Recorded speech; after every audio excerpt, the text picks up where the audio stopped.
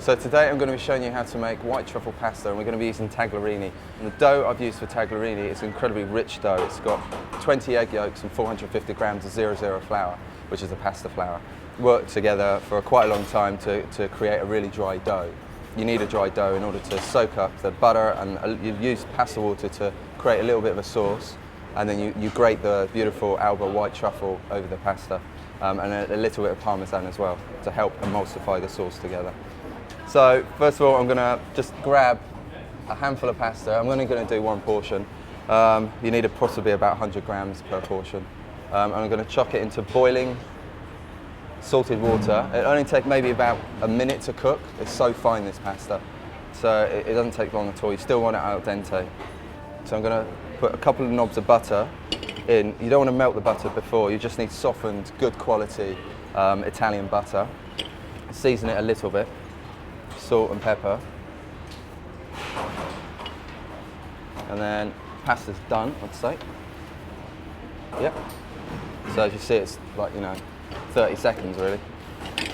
And then you want to toss the pasta in the butter, salt and pepper, and use the pasta water to loosen it, and use your tongs to sort of lift it up very gently. Be very gentle with it, because otherwise it will fall apart.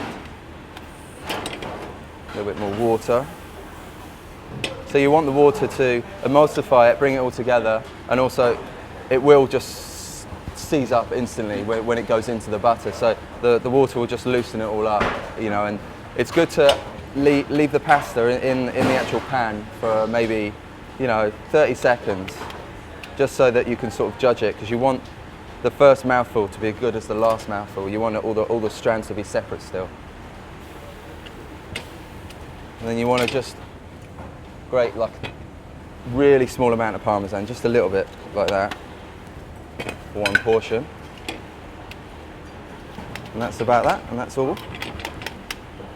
And make sure there's no heat underneath. You don't want to continue cooking it on the heat. It's just the heat of the pasta and the water will melt the butter and create a really nice sauce with it.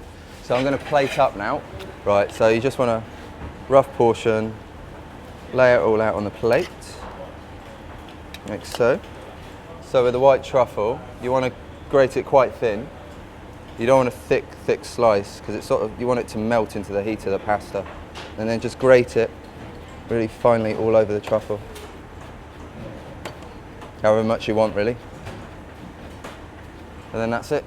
So you can see how quick it is, incredibly quick. It takes about a minute to do, and it's such an elegant, amazing dish to eat. It's just incredible. When the smell hits your nose, you're just in awe of the beauty of this unusual mushroom. Taglierini with white truffles is one of the most decadent dishes you could possibly want. What we've chosen is the Barolo from Aldo Conterno 2005. You really could have any vintage of wine from this producer, because they're all extraordinarily well made. Conterno have been doing this for a very long time. They're based in the absolute heart of Barolo. They sum up what good Barolo is about. Now, Barolo is made with Nebbiolo, 100%. Depending on the producer, you'll have some new oak or you won't. Conterno do not use any new oak on their Barolo. Nebbiolo is considered the king of wines in Italy because of its long life. And what it also has is fantastic perfume, great acidity, and quite rich tannin when it's young.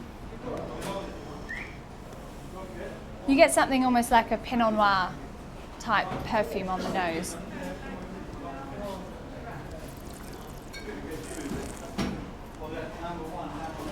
Acidity that just keeps going, and tannins that give you a bit of grip.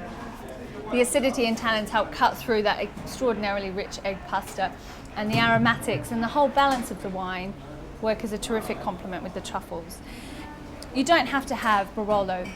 You could have a younger drinking Nebbiolo. You could even look at other wines from Piemonte like Barbera and Dolcetto as lighter, more fruit-forward options to go with this dish. Maybe even look at a Burgundy. I think the aromatics and the acidity are quite important. But it's a great wine and a real treat, and definitely worth it at this time of year.